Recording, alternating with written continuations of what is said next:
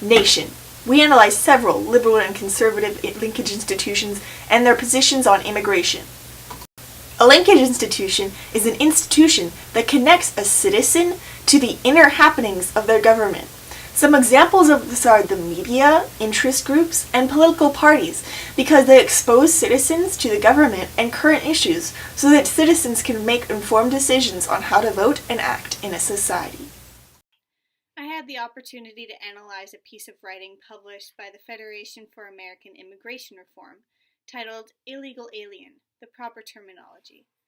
This basically discussed FAIR's point of view on American immigration and immigration reform. The political ideology of the source is conservative.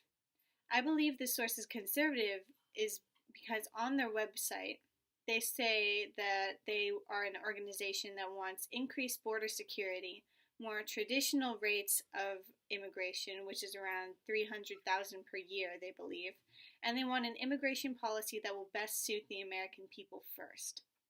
All of these policies line up with the conservative ideology about immigration, and therefore, though FAIR claims to have a more moderate stance on everything, because they have both liberal and conservative viewpoints on everything, I believe that FAIR is more conservative than they are leading us to believe.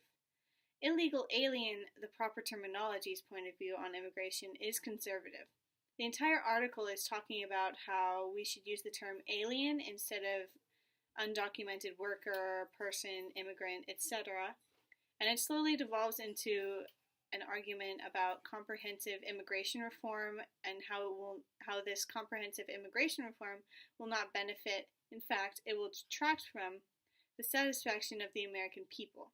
Most of the paper is actually addressing the latter issue instead of the first one, which is what the paper is titled for.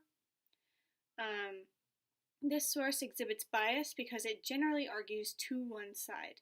Counter arguments that he cites and argues against are very weak and they're very superficial and do not contribute to the full knowledge that would be beneficial to anyone receiving or looking at this article.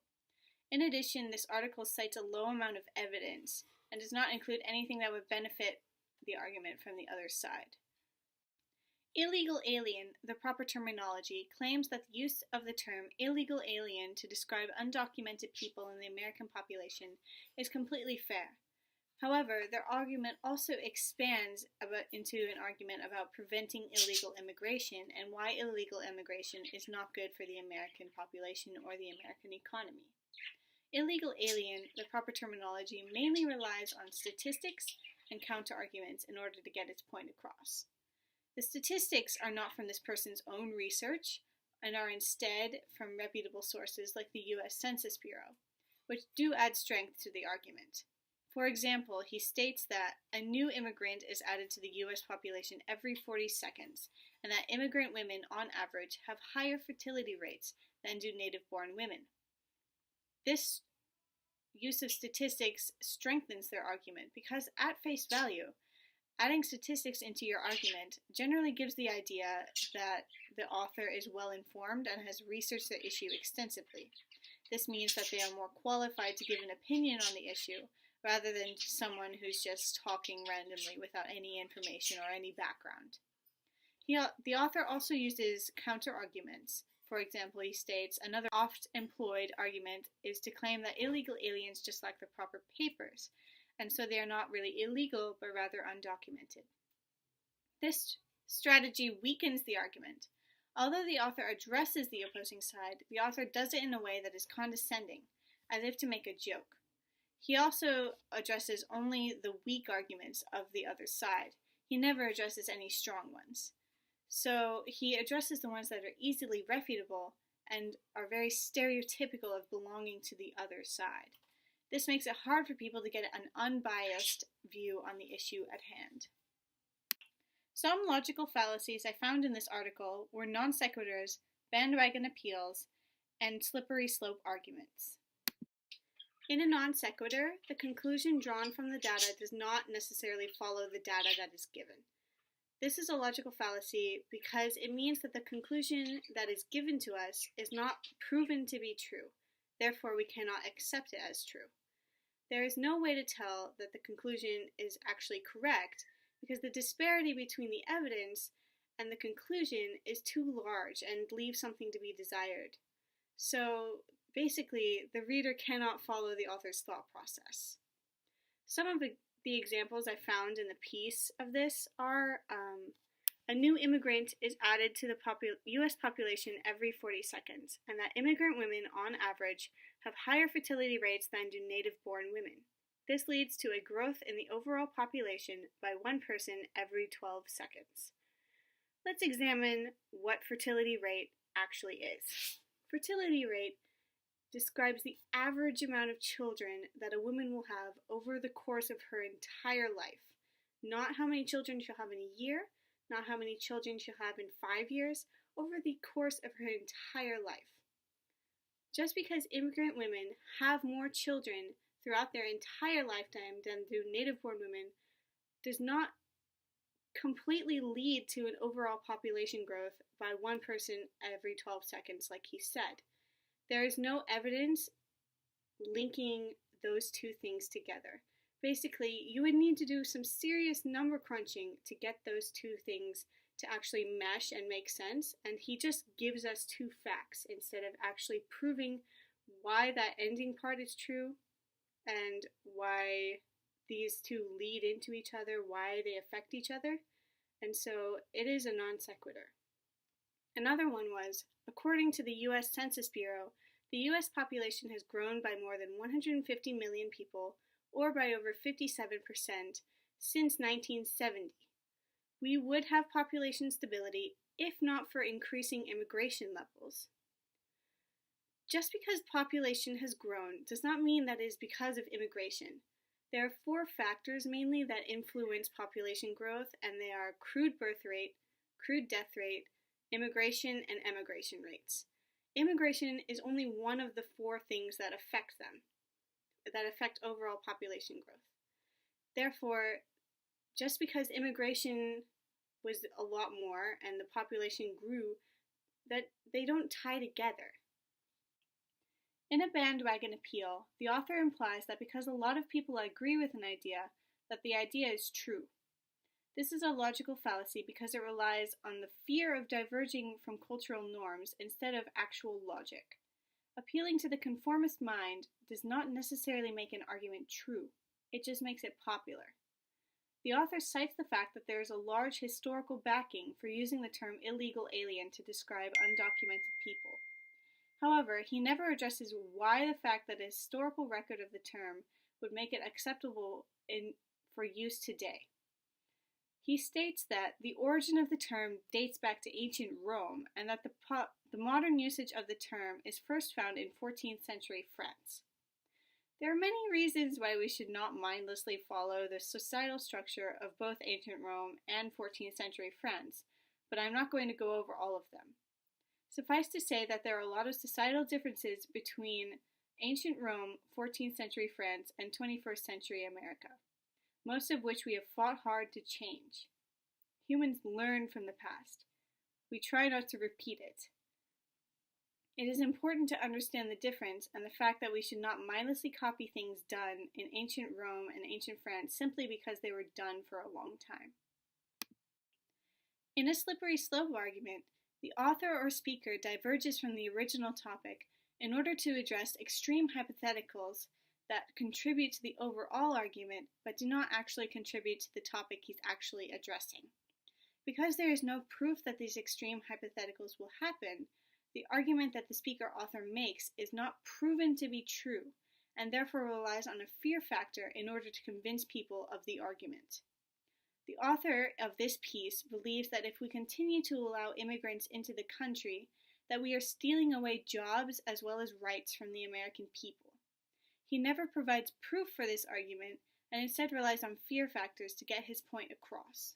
He says in this article, and I quote, "Americans, while generous and forgiving, are not about to simply brush aside the fact that millions of foreigners are living and working in this country illegally, and will not accept another mass amnesty that rewards illegal aliens and the employers who profited from hiring them at the expense of the American people. He also says those that deny immigration laws are binding are declaring that there should be inequality under the law, where some groups are not only immune from compliance, but should benefit from their offense. The problem this author has is that he never provides any proof for the arguments that he's making. He says people are immune under this law. He says people are profiting from hiring at the expense of the American people, but he never gives actual statistics. He seems to be operating under the assumption that the people who he's arguing to are people that already agree with him, and he doesn't actually have to back up most of his claims because they already agree with him. He doesn't have to work super hard to convince them of his argument. This detracts from his argument and makes his entire paper seem immature and not very well planned. I had the opportunity to experience the point of view of Bill O'Reilly, and by extension his Fox News co-workers. Through their breakdown of the immigration issue, it becomes obvious that they hold a very conservative political ideology. I found this out while watching an episode of Real Clear Politics by Bill O'Reilly, titled Obama Gets Hammered Over Illegal Immigration.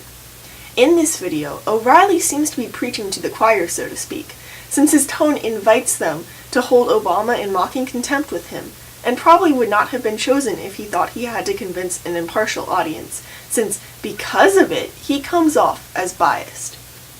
In this video, he shows some good uses of statistics. For example, he uses statistics on immigration, like what percentage of them are illegal, what percentage are educated, etc., all from the Census Bureau and Homeland Security, which are credible government sources. He uses these in order to craft a logical argument that illegal immigrants are an economic drain. However, he doesn't make any effort to use facts which might support an argument against his view.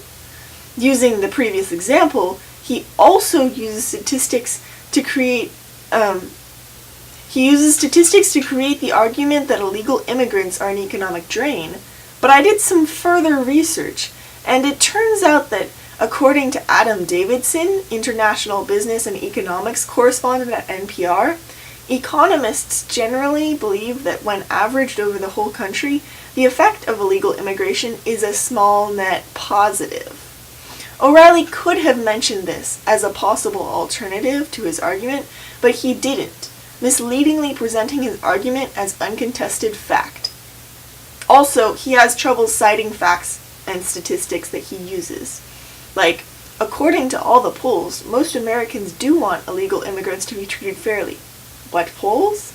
The audience doesn't know. Also, he implies or claims things with no supporting evidence or explanation. He says, if the president is not going to move the National Guard down there, which would stop people from physically crossing the border, the rest is smoke and mirrors.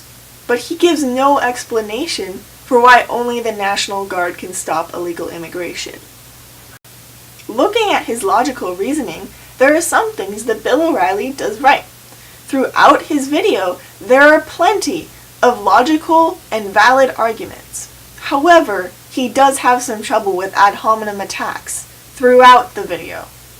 This is a type of logical fallacy where he criticizes a person instead of their idea in order to take that idea down. He draws on his conservative audience's pre-existing dislikes of liberals when he says things like left-wing base and about liberal Nancy Pelosi. I mean, this woman is just off the charts, is she not? To discredit the opposing side of the issue.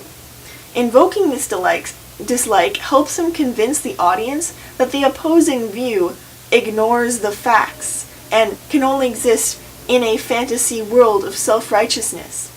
But it never actually addresses the points of their argument. As well as ad hominem attacks, he falls prey to using a non sequitur when he says that America's debt is approaching $18 trillion and immediately follows saying that we can't afford to support immigrants. On the surface, having a big debt would mean that you shouldn't spend money frivolously. But he never explains why immigrants result in a net loss for us. It could be that illegal immigrants actually have a net positive on the economy, and thus it would be better to have lots of illegal immigrants in order to reduce our debt.